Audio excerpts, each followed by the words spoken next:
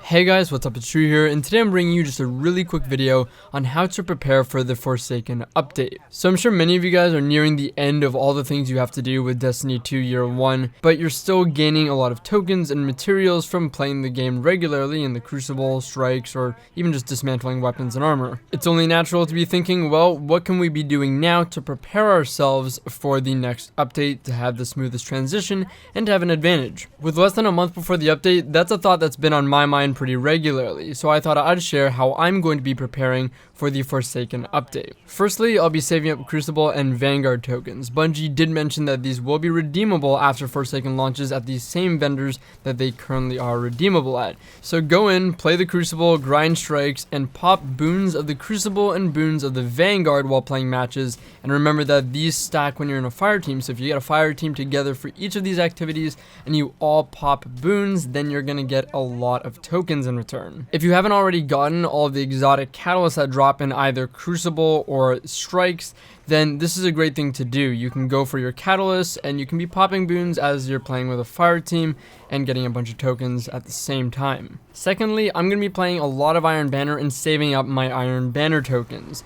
Iron Banner is returning as the last Iron Banner of Destiny 2 Year 1 this Tuesday, the 14th. However, these tokens you earn will be carrying over and usable in Forsaken once Iron Banner returns. The next thing I suggest doing is pretty obvious, is save up Gunsmith parts. I'll be saving up as many Gunsmith parts as I possibly can, dismantling everything that I don't need, everything that I can, because it's going to take 100 Gunsmith parts now. Currently it's 40, but in Forsaken it'll be 100 Gunsmith parts to get a weapon from the Gunsmith. If you've got a lot of legendary shards and not so many Gunsmith parts, then you can actually go to your exotic collections at the kiosk and purchase an exotic, either a weapon or armor piece, and it'll cost you 10 legendary shards. However, when you dismantle it, it'll give you 3 Gunsmith parts and 5 legendary shards in return. So it'll cost you 5 legendary shards for 3 Gunsmith parts. The next point is to save legendary shards and Glimmer. You're going to want to enter the DLC with maximum Glimmer if possible, and of course as many legendary shards as you can have. Each of these things will of course continue to be necessary for different things in the next update, so save as much as you can of both. If you're short on Glimmer and want to make sure you're getting into the next DLC with maximum Glimmer,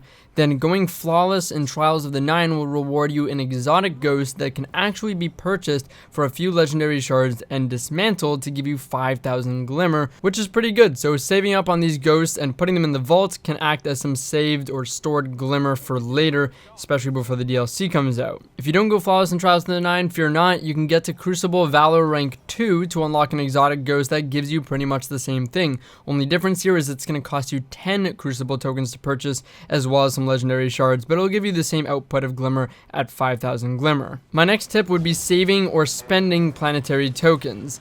These won't be obtainable past Forsaken or past the launch of Forsaken, but they'll still be able to be turned in for reputation with each of the Planetary vendors once Forsaken launches. Now I said save or spend because some people are anticipating that these tokens are going to be worth less than they are currently with the Planetary vendors. So in that case, if you think that's the way it's going to go, spend these, get all the weapons you can, get all the resources like Masterwork cores, legendary shards, or weapon parts as you can from these vendors currently while you can. Or if you're like me, you can risk it for the biscuit, save these for past the launch of Forsaken, go to these vendors and try and get some new weapons, armor, or just random rolls on existing weapons. Who knows? I'm going to be saving them though. The next thing that I'm most definitely doing is farming for Planetary materials. Now these are not Planetary tokens.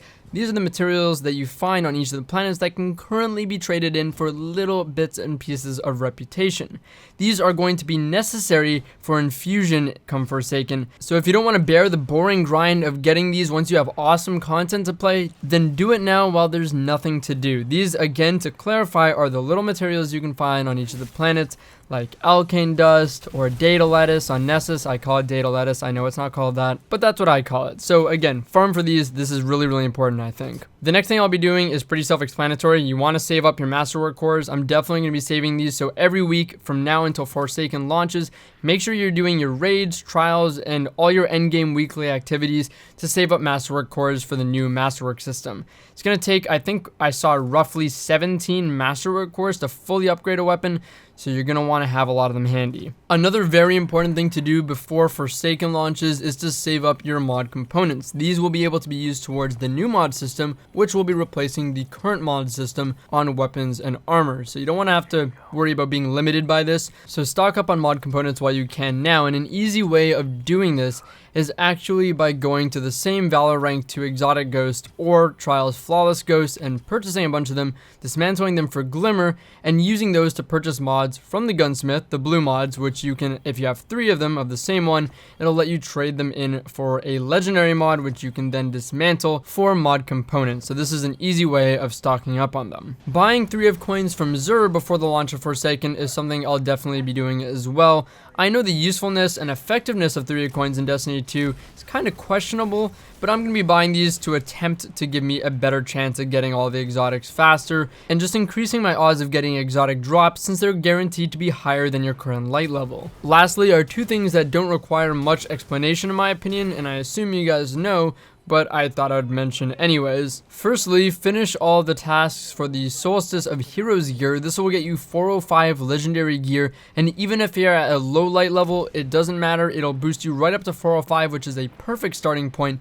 for the next expansion since it's going to be going up to 600 light. Especially if you're just coming back to the game now, this is a great way of getting up to speed without anything too intensive required. Of course, the Spark of Light, like Destiny 1, will be a boost available to everyone to get one new character ready for the DLC, but we don't know what level that's going to bring you to, so in my opinion, I would just do the Solstice of Heroes armor. Lastly is unlock and save all the Destiny 2 Year 1 items you want for your collection. There are 2 elements of this. Firstly, you want to unlock everything that you can because you don't know what's coming back and what isn't.